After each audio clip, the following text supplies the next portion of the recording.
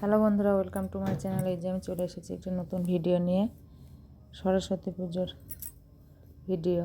এই যে সকাল থেকে সব চান ধান সব সারা হয়ে গেছে আমার। সকালে 8টার মধ্যে আমার চান করা হয়ে গেছে। তারপরে এই যে সাজিয়ে গুছিয়ে নিচ্ছে আমি ব্রাহ্মণ আসার আগে সব কিছু। ঠাকুরটাকে সাজিয়ে নিচ্ছে, ঠাকুরের একটা মালা গাচ্ছে। ফুল নিয়ে এসছিলাম, আলাদা করে মালাটা গেঁথে নিচ্ছে। মালাটা সকালে ফুল নিয়ে এসেছিলাম, সকালে বাজারে গিয়েছিলাম, দিয়ে মালাটা নিয়ে এসে এবার গেঁথে নিচ্ছি। ব্রাহ্মণ আসার আগে সব নিজে সেরে নিচ্ছে। চান করে এসে কিছু করে নিজের চুলটা জড়ানোই আছে। সকালে ঠান্ডায় চান ধান করে যেগুলো আগে গুছিয়ে নিই, তারপরে আবার অন্য কাজ করব। পুজো মানে তো অনেক কাজ। ও কি করছে, সব আটা দেখে লাগাচ্ছে সেই পিছনের এটা।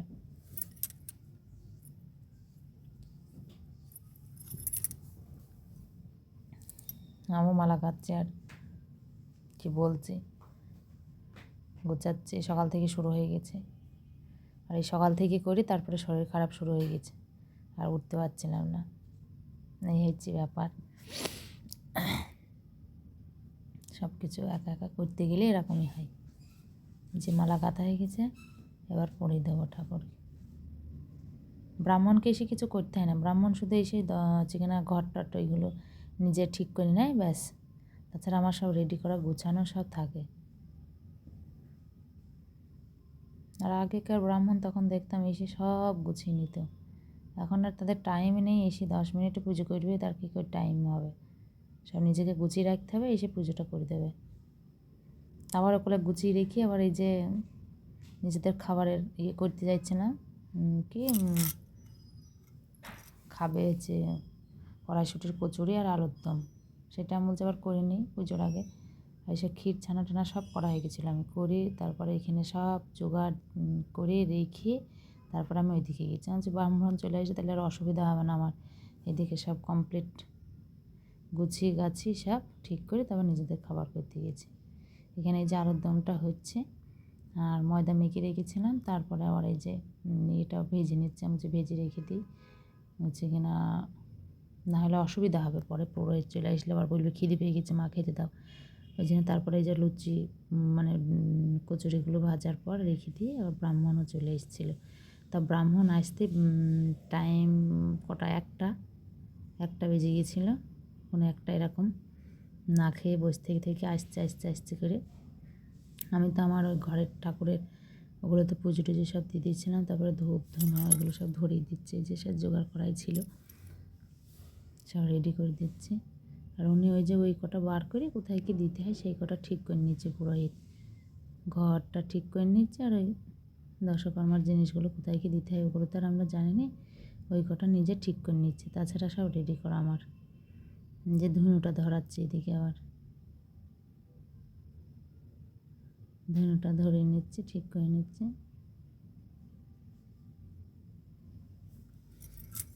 আর আগেই তো আমার ঘরের পুজো হয়ে গেছিলো, মানে পুজো দেওয়া মানে আমি সাজিয়ে রেখে দিয়েছি, উনি এবার একবারে পুজোটা করে দেবে, এইটাই। ঘর টাটগুলো ঠিক করছে। আর আমি শাড়ি পরে, এই যে আমাদের খাবার টাবার করে আমি শাড়ি পরে রেডি হয়েছিলাম। হচ্ছে পুরোহিত চলে আসবে, সেই জন্য শাড়ি পরে রেডি হয়ে বসেছিলাম। বসে থেকে আস্তে করে কতক্ষণ বসে আছে শাড়ি পরে, কতক্ষণ। আর সরস্বতী পুজো আর লক্ষ্মী পুজো দুদিনে কৃষ্ণনগরে পুরোহিত পাওয়া যায় না। আসছে আমার বাড়ি, আরেকজনে ধরে নিয়ে চলে যাবে তার বাড়ি, এগুলো করে দিয়ে যাও, এরকম একটা পরিস্থিতি। যদি বলে 10টা বাজবে, 12টা, 1টা, তাও আসবে কিনা তার ঠিক নেই, এরকম পরিস্থিতি। তাও তো এই পুরোহিত আগের বারও করেছিল, সেই জন্যে চেনা জানা, ফোন করে তবে আসলো।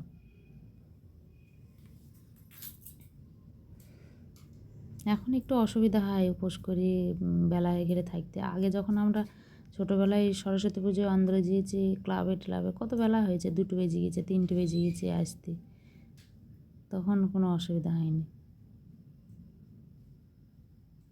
তারপরে এই যে পুরোহিত পুজো করতে শুরু করে দিয়েছিলো, পুজো করছে, আর এদিকে ধুনোটা ধরে গেছে, ওই জন্য ধোয়া অন্ধকার হয়ে গেছে।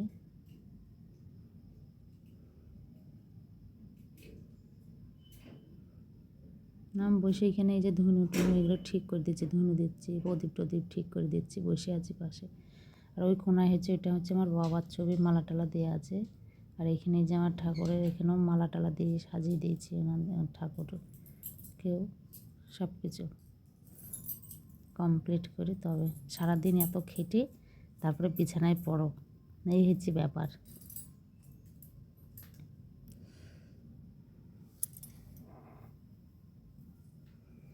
যে পুজো হচ্ছে, পুজোটা কী বলবো, গ্রামের পুরোহিত যেরকমভাবে পুজো করে এখানে সেরকম আমার মনে হয় যেন করে না, একটু আলাদা কেমন। সে যাই হোক, যাদের যেরকম সেরকম করে। আর পুজো তো মানে সরস্বতী পূজার কতটুকু টাইম লাগে, অল্প একটুই।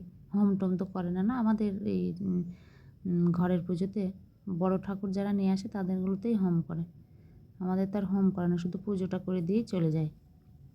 আরও সুবিধা, টাইম লাগে না বেশি।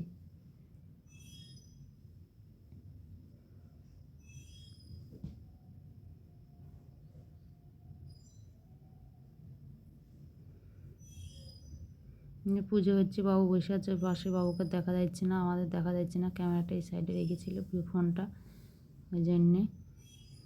এই যে বাবু তো সহ্য হচ্ছিল না, কখন পুজো হবে কখন পুজো হবে, খিদে পেয়ে গেছে। এবার পুজো দেবো পুজো দেবো পুজো দেবো, একটা বেজে গেছে আর সহ্য হচ্ছে না।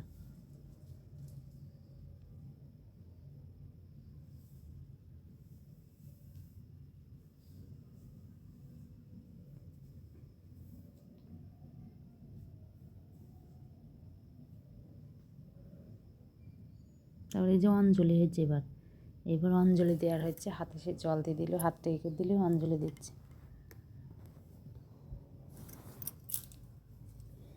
অঞ্জলি দিচ্ছি, দুইজনে মানুষ নেই বাড়িতে। সব পুজো টুজো হলে পরে বাড়িতে মানুষ থাকলে তবে ভালো লাগে, অনেকগুলো মানুষ একসঙ্গে থাকবে, হই হই করে অঞ্জলি দেওয়া, পুজো দেওয়া, খুব মজা হয়।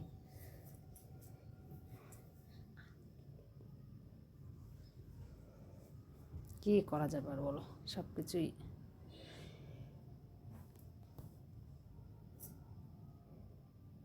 অঞ্জলি দিচ্ছে দুইজনে, অঞ্জলি দেওয়ার। আমার তো এখন থেকেই শরীরটা খারাপ করতে শুরু করে দিয়েছে, মাথা টাথা ঘুরছে, গা বমি দিচ্ছে, কারণ সকাল থেকে এক ফোঁটা জল পর্যন্ত খাইনি। অন্য অন্য কোনো পুজো টুজোতে আমি চা বিস্কুট খাই, কিন্তু সরস্বতী পুজোতে এটা সকালবেলা উঠে আমি গিয়েছিলাম সেই আগে ঠাকুরটাকে বিসর্জন দিতে জলে, তারপরে এসে চান টান সেরে নিলাম, দেওয়ার চা খাওয়ার টাইম পাইনি আমি যে চাটা খাবো, নাহলে আমি চাটা খেয়েই তবে কাজ করে দিয়ে চান করে নিই, কিন্তু টাইমে পাইনি এবার চা খাওয়ার। এরপরে এই যে আরতি হচ্ছে।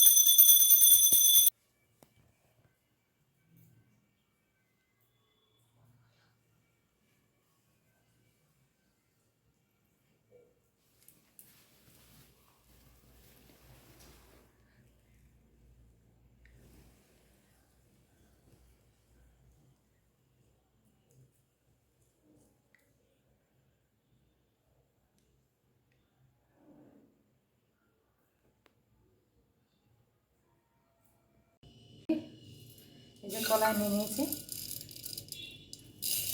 কলাই আর ওর ভিতরে এই যে কুলগুলো যাবে, ওই এই কুল সব কিছু গোটা গোটা দিয়ে সিদ্ধ করব। আর এই পালং শাক আর পুঁই দিয়েছি একটা দুটো, আর সিম বেগুন আলু দিয়ে এটা একটা সবজি হবে, আর এটা গোটা সিদ্ধ হবে। আর রান্না করার পর দেখাচ্ছি।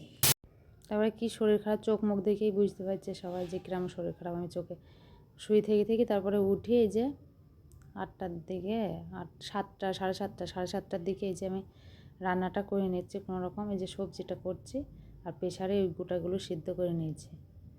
মটরশুঁটি, বেগুন, সিম, বেগুন ডাঁটা সব কিছু দিয়ে একটা সবজি, যে সবজিটা হয়েও গেছে। আর কলাইটাও আমাদের মধ্যে আবার কতজনা সিদ্ধ রেখে দেয়, আমাদের মধ্যে আবার একটু তেল দিয়ে সাঁতলে দেয়, ওই জন্যে এটাই গোটাটা সিদ্ধ করেছি। ভিডিওটি ভালো লাগলে অবশ্যই লাইক, শেয়ার, কমেন্ট।